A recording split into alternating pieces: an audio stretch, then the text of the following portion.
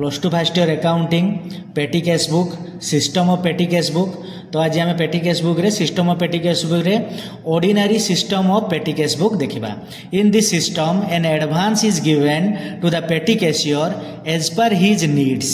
तो ये कौन हुए ना गोटे एडवांस दिया जाए काहाकू ना पेटी कैशियर को जे भली भाव में तांकर नीड थाए।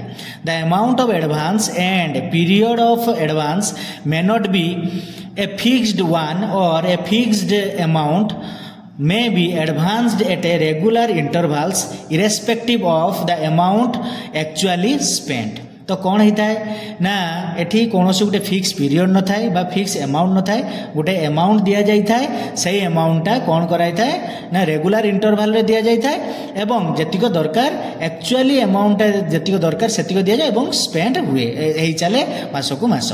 This system is very flexible. एटा कौन ना फ्लेक्सिबल माने चेंजेबल।